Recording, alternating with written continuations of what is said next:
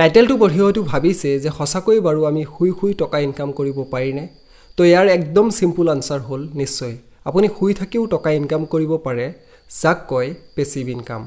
আমাৰ বেছিভাগ মানুহৰ পেছিভ ইনকাম জেনেৰেট কৰা কথাটো সপোন যেন লাগে। কাৰণ আমাৰ বেছিভাগ মানুহে নাজানে যে ইয়াৰ আৰম্ভণি আচলতে কেনেকৈ কৰিব লাগে। আৰু পেছিভ ইনকামৰ বিষয়ে আমাক স্কুল কলেজ বা পেৰেণ্টছসকলে নিশিকায়। স্কুল কলেজ বা পেৰেণ্টছসকলে আমাক কেনেকৈ এক্টিভ ইনকাম কৰিব পাৰি সেইটো বিষয়তহে বেছি গুৰুত্ব দিয়ে। মানে আমি এটা ভাল জব কেনেকৈ ল'ব পাৰোঁ সেইটো বিষয়তহে বেছি গুৰুত্ব দিয়ে। কিন্তু আজিৰ এই ভিডিঅ'ত মই এনেকুৱা 7টা পেছিভ ইনকামৰ বিষয়ে ক'ম যাৰ পৰা আপুনি শুই থাকিও টকা ইনকাম কৰিব পাৰে। তাৰ আগতে বলক ভিডিঅ'টো আৰম্ভ কৰি লওঁ। তো নমস্কাৰ বন্ধুসকল, বিগ বুল ডিজিটেলৰ আৰু এটা নতুন ভিডিঅ'ত মই ৰবি আপোনালোক সকলোকে স্বাগতম জনাইছোঁ। তো প্ৰথমতে এইটো বস্তু বুজি লওক যে পেছিভ ইনকাম মানে আচলতে কি হয়। আপুনি হয়তো গমেই পায় যে ইনকাম দুই ধৰণৰ হয়। এটা হৈছে এক্টিভ ইনকাম আৰু এটা হৈছে পেছিভ ইনকাম।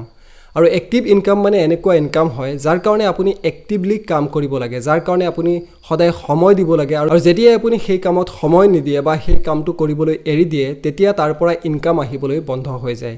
আৰু পেছিভ ইনকাম মানে এনেকুৱা ইনকাম হয় যাৰ কাৰণে আপুনি এক্টিভলি কাম কৰিব নালাগে, মানে আপুনি তাত বেছি সময়ো দিব নালাগে। মানে পেছিভ ইনকাম কৰিবলৈ আপুনি সদায় কাম কৰিব নালাগে। কিন্তু তাৰ মানে এনেকুৱাও নহয় যে আপুনি অলপো কাম কৰিব নালাগে বা অলপো সময় দিব নালাগে। ইয়াত আপুনি অকণমান সময় দিব লাগিব যাতে আপুনি সেই পেছিভ ইনকামটো ভালকৈ মেনেজ কৰিব পাৰে। কিছুমান কামত হয়তো অকণমান সময় দিব লাগে আৰু কিছুমানত হয়তো একদম বহুত কম সময় দিব লাগে। কিন্তু তাৰ মানে এনেকুৱা নহয় যে ডেইলি আপুনি এটা নিৰ্দিষ্ট সময়ত সেই কামটো কৰিবই লাগিব বা ডেইলি এটা সময় নিৰ্দিষ্ট সময় তাত দিবই লাগিব, তেনেকুৱা নহয়। যে সেই কামটো নকৰিলে ডেইলি আপোনাৰ জব গুচি যাব, তেনেকুৱা নহয়। আমাৰ বহুতেই হয়তো ভাবে যে তেওঁৰ এটা সৰু ব্যৱসায় আছে বা সৰু এটা দোকান আছে যিটো তেওঁৰ পেছিভ ইনকামৰ চ'ৰ্চ হয়, কিন্তু তেনেকুৱা নহয়। যদি সেই কামটোত আপুনি এক্টিভলি সময় দিব লাগে, যদি সেই ইনকামটো বনাবলৈ আপুনি এক্টিভলি সময় দিব লাগে বা ৰেগুলাৰলি অকণমান সময় দিব লাগে, তেতিয়াহ'লে সেইটো আপোনাৰ পেছিভ ইনকাম নহয়। তো বলক এতিয়া জানি লওঁ পেছিভ ইনকাম জেনেৰেট কৰিব পৰা 7টা বেষ্ট আইডিয়াৰ বিষয়ে। তো এইটো লিষ্টত নাম্বাৰ 1 হৈছে ষ্টক মাৰ্কেট। পৃথিৱীত যিমান ধনী মানুহ আছে তেওঁলোক ধনী হোৱাৰ আঁৰত ষ্টক মাৰ্কেটৰ অৱদান বহুত আছে। ষ্টক মাৰ্কেটত ইনভেষ্ট কৰি বহুত টকা বনাব পাৰি। ষ্টক মাৰ্কেটত ইনভেষ্ট কৰি আপুনি পেছিভ ইনকামো জেনেৰেট কৰিব পাৰে। যেতিয়া আপুনি কোনোবা এটা ষ্টকত ইনভেষ্ট কৰে, তেতিয়া আপুনি সেই টকাৰে কোনোবা এটা কোম্পানীৰ শ্বেয়াৰ বাই কৰে। আৰু যেতিয়া সেই কোম্পানীৰ শ্বেয়াৰ প্ৰাইচ বাঢ়ি যায় তেতিয়া আপোনাৰ প্ৰফিট হয়। তো এইখিনি বস্তু হয়তো আপুনি অলৰেডি বুজিয়েই পাইছে। যদি আগৰ ভিডিঅ'বোৰ চাইছে তেতিয়াহ'লে নিশ্চয় বুজি পাইছে, আৰু যদি আগৰ ভিডিঅ'কেইটা চোৱা নাই তেতিয়াহ'লে আগৰ ভিডিঅ'বোৰ চাই ল'ব, শ্বেয়াৰ মাৰ্কেটৰ বিষয়ে ভালকৈ বুজিব পাৰিব। আৰু বহুত কোম্পানীয়ে কি কৰে, এটা সময়ৰ পিছত ডিভিডেণ্ড পে' কৰিবলৈ ষ্টাৰ্ট কৰে আৰু আপোনাৰ হাতত যিমান বেছি ষ্টক থাকিব সিমান বেছি আপুনি সেই কোম্পানীৰ পৰা ডিভিডেণ্ড পাব পাৰিব। তো ডিভিডেণ্ড মানে কি যদি বুজা নাই তেতিয়াহ'লে ইয়াৰ ওপৰত এটা স্পেচিয়েল ভিডিঅ' মই বনাম, আপোনালোকে চাই ল'ব পাৰিব। তো ষ্টক মাৰ্কেটৰ পৰা ৰেগুলাৰ পেছিভ ইনকাম পাবলৈ আপুনি হাই ডিভিডেণ্ড পে' কৰা ষ্টকত ইনভেষ্ট কৰিব লাগিব, তেতিয়া আপুনি ৰেগুলাৰ পেছিভ ইনকাম লাভ কৰিব পাৰে। ছেকেণ্ড আইডিয়াটো হ'ল ৰিয়েল এষ্টেট। ৰিয়েল এষ্টেটত ইনভেষ্ট কৰাটো পেছিভ ইনকাম জেনেৰেট কৰাৰ চবতকৈ বেছি পপুলাৰ উপায় হয়। আপোনালোকে চবেই জানে যে প্ৰপাৰ্টিৰ ৰেট প্ৰতি বছৰে বাঢ়ি থাকে, গতিকে ৰিয়েল এষ্টেটত ইনভেষ্ট কৰি এটা ভাল ইনকাম আপুনি বনাব পাৰে। আৰু আমাৰ ইণ্ডিয়াত ৰিয়েল এষ্টেটত ইনভেষ্ট কৰাটো চবতকৈ ছেফ আৰু বেষ্ট ইনভেষ্টমেণ্ট হিচাপে ভাবে। কিন্তু বিগিনাৰসকলৰ কাৰণে ৰিয়েল এষ্টেটত ইনভেষ্ট কৰি পেছিভ ইনকাম বনোৱাটো অকণমান টান হয়, কাৰণ আপোনালোকে জানেই যে ৰিয়েল এষ্টেটত বা প্ৰপাৰ্টি এটা কিনিবলৈ বহুত টকাৰ প্ৰয়োজন হয়। এটা ভাল লোকেশ্যনত প্ৰপাৰ্টি কিনিবলৈ আমাৰ ইণ্ডিয়াত বহুত টকাৰ প্ৰয়োজন হয়। আৰু আপুনি ৰিয়েল এষ্টেটৰ পৰা তেতিয়াহে পেছিভ ইনকাম জেনেৰেট কৰিব পাৰিব যেতিয়া নেকি আপুনি এটা ভাল লোকেশ্যনত প্ৰপাৰ্টি কিনে আৰু সেই প্ৰপাৰ্টিটো ৰেণ্টত দি তেতিয়াহে আপুনি তাৰ পৰা এটা ৰেগুলাৰ ইনকাম জেনেৰেট কৰিব পাৰিব। নাম্বাৰ 3 হ'ল আপুনি এটা ই বুক লিখিব পাৰে। যদি আপুনি লিখা মেলা কৰি ভাল পায় তেতিয়াহ'লে আপোনাৰ মাজত পেছিভ ইনকাম জেনেৰেট কৰাৰ এটা পাৱাৰফুল টুল আছে। যেতিয়া আপুনি ই বুক লিখে তেতিয়া বুক পাব্লিছ কৰাৰ যিটো এটা ডাঙৰ খৰচ, যিটো এটা ডাঙৰ এক্সপেন্স হয়, সেইটোৰ পৰা আপুনি ৰেহাই পায়। আৰু অনলাইনত আপলোড কৰি আপুনি ইণ্ডিয়াৰ প্ৰতিটো চুকে কোণে সেই বুকটো চেল কৰিব পাৰে। তো যিটো বিষয়ত আপুনি এক্সপাৰ্ট হয় সেইটো বিষয়ত আপুনি এটা ই বুক লিখক আৰু এটা ধুনীয়া কভাৰ লগাই অনলাইনত আপলোড কৰক। যদি আপোনাৰ কণ্টেণ্ট ভাল হয় তেতিয়াহ'লে মানুহে সেইটো কণ্টেণ্ট পে' কৰি ডাউনলোড কৰিব আৰু তেতিয়া আপুনি শুই থাকিও টকা ইনকাম কৰিব পাৰে। নাম্বাৰ 4 হ'ল আপুনি এটা কোৰ্চ বনাব পাৰে, আপুনি এটা কোৰ্চ ক্ৰিয়েট কৰিব পাৰে। এটা ভাল টপিকৰ ওপৰত অডিঅ' বা ভিডিঅ' কোৰ্চ বনোৱাটো আজিকালি পেছিভ ইনকাম জেনেৰেট কৰাৰ এটা বেষ্ট উপায় হৈ গ'ল। তো যিটো বিষয়ত আপুনি বহুত বেছি এক্সপাৰ্ট হয় সেইটো বিষয়ত আপুনি অডিঅ' বা ভিডিঅ' কোৰ্চ ক্ৰিয়েট কৰিব পাৰে, যেনে music, video' editing, web designing, cooking ইত্যাদি নানান বিষয়ত আপুনি অডিঅ' বা ভিডিঅ' কোৰ্চ ক্ৰিয়েট কৰিব পাৰে।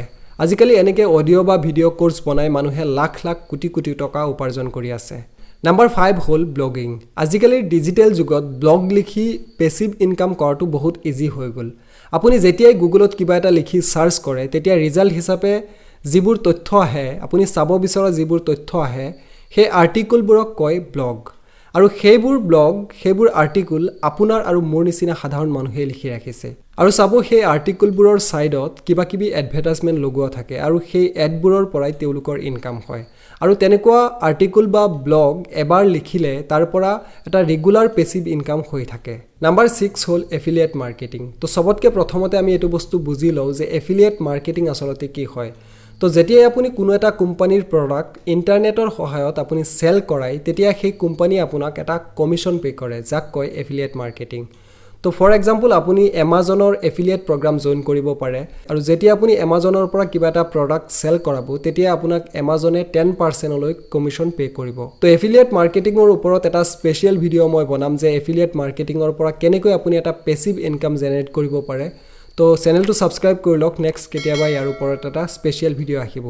তো নাম্বাৰ 7 হ'ল আপুনি এটা ইউটিউব চেনেল বনাব পাৰে বা ইনষ্টাগ্ৰামত বা ফেচবুকত এটা পেজ বনাব পাৰে আৰু তাৰ পৰা আপুনি বহুত টকা ইনকাম কৰিব পাৰে। যদি কিবা এটা বিষয়ত আপুনি এক্সপাৰ্ট হয় বা কিবা এটা টপিকৰ ওপৰত আপোনাৰ ভাল নলেজ আছে, তেতিয়াহ'লে আপুনি সেই বিষয়টোৰ ওপৰত আপুনি এটা চেনেল ক্ৰিয়েট কৰিব পাৰে আৰু সেইটো বিষয়ত আপুনি নানা ধৰণৰ কণ্টেণ্ট বনাব পাৰে। যদি লাহে লাহে আপোনাৰ এটা ভাল অডিয়েঞ্চ গ্ৰ' হয়, তেতিয়াহ'লে আপুনি এটা সময়ত ভাল ইনকাম তাৰ পৰা কৰিব পাৰে। আৰু যদি ইনষ্টাগ্ৰাম বা ফেচবুকত আপুনি এটা ভাল অডিয়েঞ্চ বনাব পাৰে, তাৰ পৰা আপুনি এটা ভাল ইনকাম জেনেৰেট কৰিব পাৰে। আৰু আপোনালোকে হয়তো জানেই যে ইণ্ডিয়াত এনেকুৱা বহুত ইউটিউবাৰ আছে যিসকলে বহুত কম কণ্টেণ্ট বনায়, তথাপিও তেওঁলোকে বহুত কোটি কোটি টকা মাহত ইনকাম কৰিব পাৰিছে, কাৰণ তেওঁলোকে এটা ডাঙৰ ব্ৰেণ্ড ক্ৰিয়েট কৰিব পাৰিছে, নিজৰ এটা ভাল ব্ৰেণ্ড বনাব পাৰিছে, যাৰ কাৰণে তেওঁলোকে ডাঙৰ ডাঙৰ ব্ৰেণ্ডৰ পৰা বহুত এটা বিগ এমাউণ্ট পায় কিবা এটা প্ৰমোশ্যন কৰিবলৈ। লগতে তেওঁলোকে ইনষ্টাগ্ৰামতো তেওঁলোকৰ ভাল ফলোৱাৰ থাকে, তাৰ পৰাও তেওঁলোকে ভাল ইনকাম কৰে।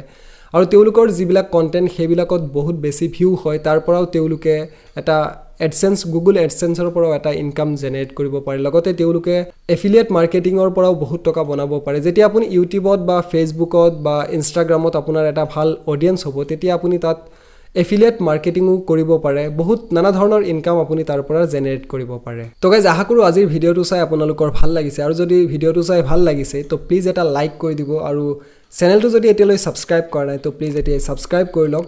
লগতে ঘণ্টাটো দবাই ৰাখিব যাতে এনেকুৱা ধৰণৰ ভিডিঅ' আপোনালোকৰ মিছ নহয়। তো লগ পাম নেক্সট ভিডিঅ'ৰ সৈতে, তেতিয়ালৈ ভালে থাকক, সুস্থ থাকক।